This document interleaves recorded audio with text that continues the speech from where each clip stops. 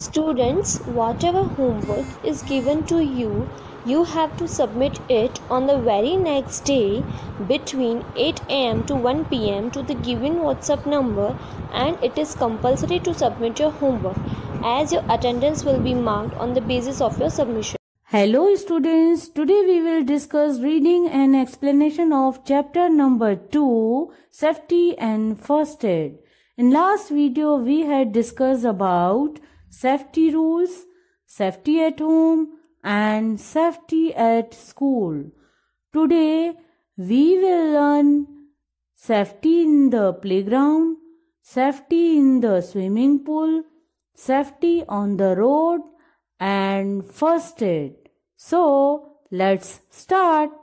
Now first heading is about safety in the playground. खेल के मैदान में हमें किस तरह से सावधानी बरतनी है, आइए बच्चों अब हम जानें. Do you go to play in the playground of your school? क्या आप स्कूल के ग्राउंड पे खेलने जाते हो? Are you playing there safely? क्या वहाँ पे आप सावधानी बरतते हो, मतलब सावधानी से खेलते हो? When you are in the playground, you need to follow the rules of the game. जब आप खेल के मैदान में खेल रहे हो तो आपको गेम्स के रूल्स को फॉलो करना जरूरी है. Do not push other children. Wait for your turn at the rides. दूसरे बच्चों को आपको धक्का नहीं देना है, मतलब राइड्स पे चक्कर खाना भी हो तो अपनी बारी का इंतजार करें. Do not run around carelessly. बेदरकारी से इधर उधर मत दौड़े. तो बच्चों इस तरह आप सेफ्टी रूल्स को फॉलो करके खेल के मैदान में मजे से खेल सकते हो. ठीक है. Now next heading is about safety in the swimming pool.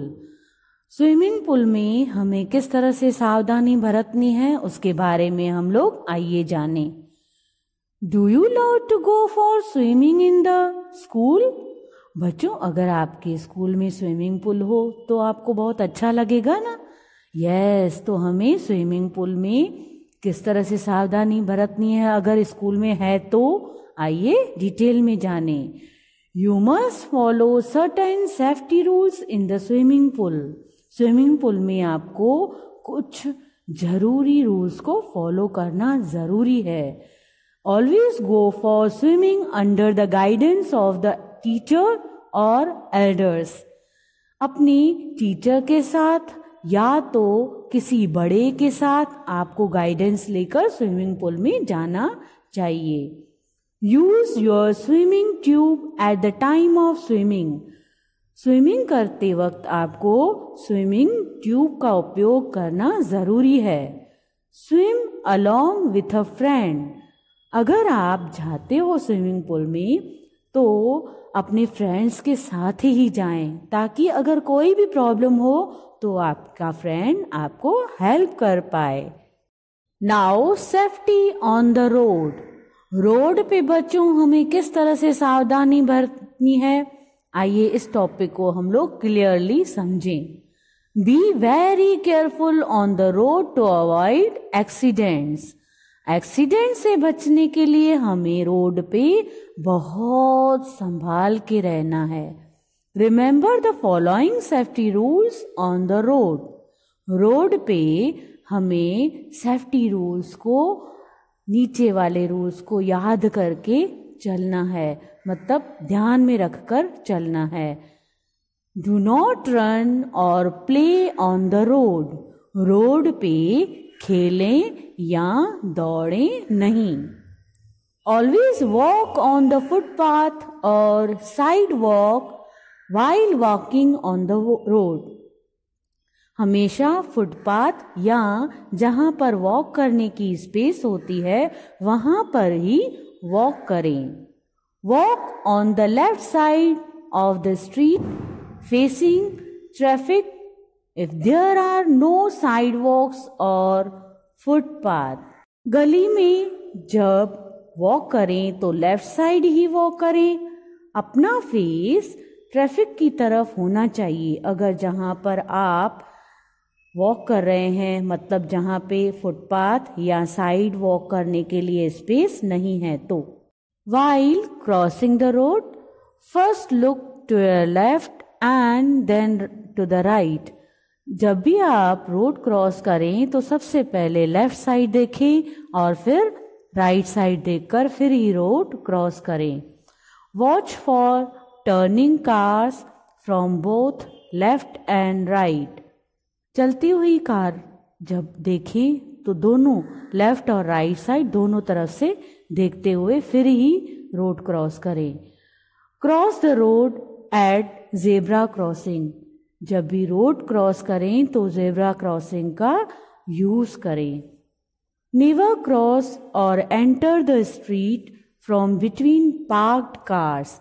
जब भी स्ट्रीट से एंटर हो तो तभी कार्स के बीच में से एंटर नहीं होए।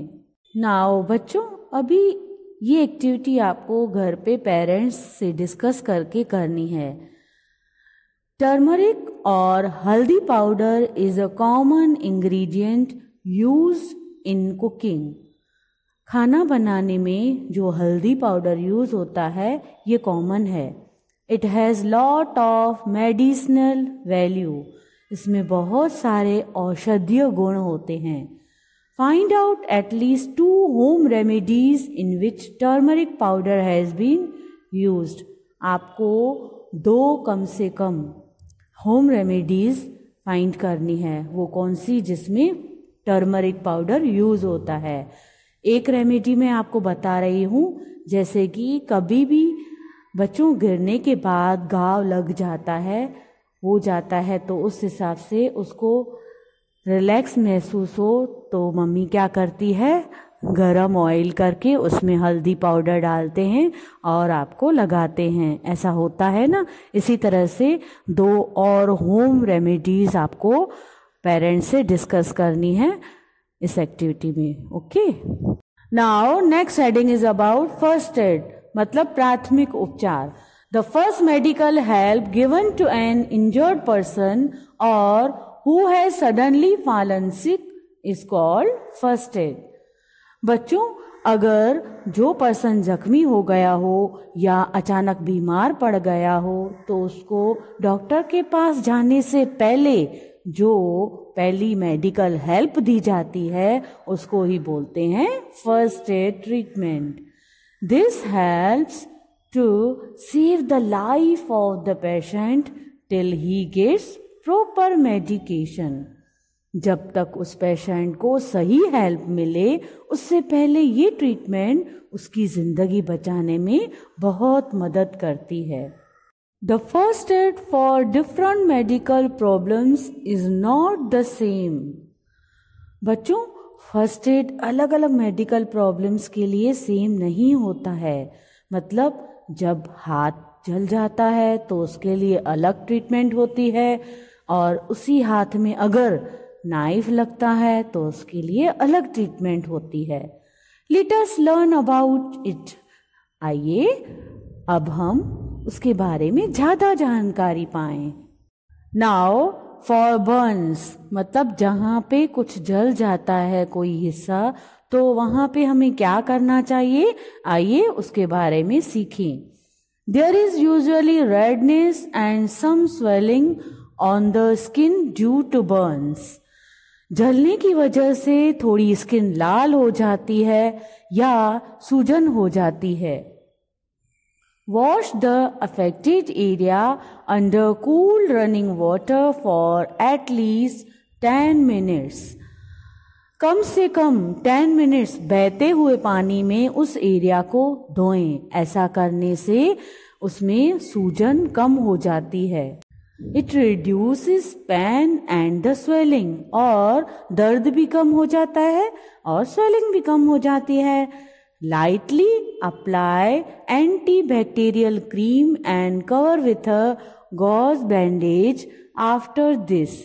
उसके बाद उसके ऊपर जिस क्रीम में बैक्टीरिया को लड़ने की प्रॉपर्टी हो ऐसी क्रीम लगाकर, और डॉक्टर्स के पास जो वाइट कलर की नेट वाली पट्टी होती है ऐसे ही घर पे रखकर और उसको यूज़ करें, उसको कवर कर दें। Do not prick the blisters that have formed. अगर उस पर थोड़ा फूल गया हो और बबल्स हो गए हों तो उसको तोड़ें नहीं, क्योंकि ऐसा करने से वो जख्म बढ़ जाता है। Now next heading is about for minor cuts. Knife की वजह से अगर कोई कट हो गया हो तो उसके लिए क्या करना चाहिए, आइए उसके बारे में डिटेल में जानें। Clean the wound thoroughly with water. सबसे पहले जख्म को पानी से अच्छी तरह से धोएं। This reduces the risk of infection and possible complications. ऐसा करने से इन्फेक्शन होने की रिस्क और जख्म होने के बाद जो दूसरी मुसीबतें आती है वो कम हो जाती है। While rinsing the wound, if blood flow increases, use gauze or a clean cloth to apply gentle, continuous pressure until the blood stops. जब जख्म के ऊपर पानी डालते हों उस समय अगर खून का बहाव बढ़ जाए तो उसके ऊपर साफ कपड़ा या कॉटन की पट्टी का उपयोग करके दबाएं जब तक खून का बहाव न रुके। Now an antibiotic ointment can be applied. अब इसके ऊपर आपको एंटीबायोटिक ऑइंटमेंट मतलब कोई भी जो ट्यूब हो जिसमें कीटाणु रहित हो वो लगाना चाहिए। It keeps the wound from getting infected and speed up the healing process.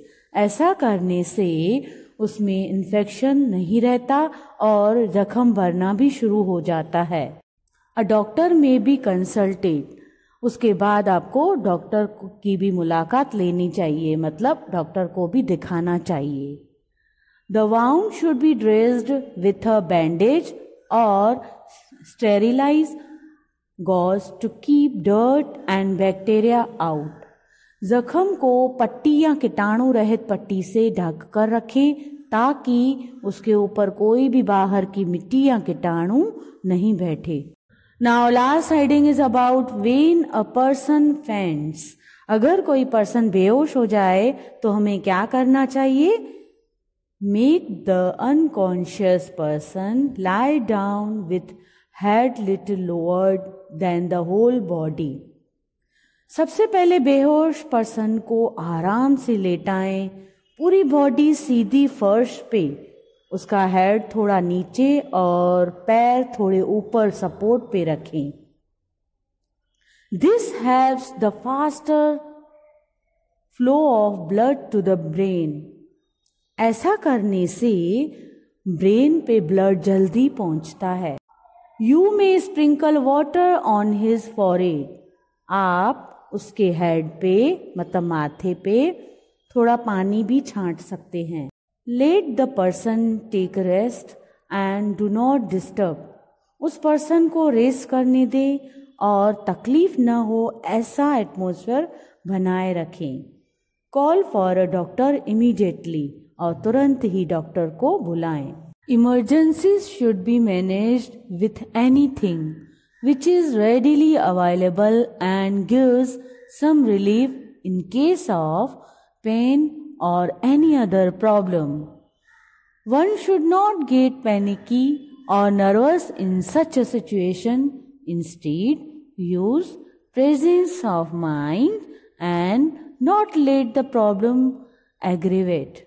किसी के साथ भी अचानक से मुसीबत आए, मतलब इस तरह से अगर कोई मुसीबत आ जाती है तो या फिर दर्द होता है तो हमेशा रेडी होना चाहिए। ऐसी हालातों में मतलब मुसीबत के वक्त दुखी न हो या हैरान भी नहीं हो, उसके बदले अपना दिमाग शांत रख के हालातों का सामना करें, मतलब प्रॉब्लम सॉल्व करने की कोशिश करें। तो बच्चों, इस वीडियो से आपको अच्छी तरह से समझ में आ गया होगा कि खेल के मैदान में, स्विमिंग पूल में और रोड पर किस तरह से सावधानी बरतनी चाहिए उसके बारे में क्लियर हो गया होगा। और लास्ट में हमें इन सब से मुसीबतों से सामना करने के लिए जो प्रॉब्लम्स आती है उसको सॉल्व करने के लिए फर्स्ट एड ट्रीटमेंट क्या दिया जाए उसके बारे में भी सीखा। Let us revise. We should follow safety rules all the time everywhere. Use sharp objects such as scissors, knife or blade carefully. Do not play with fire, it could be dangerous for you. Be in a queue while boarding the school bus.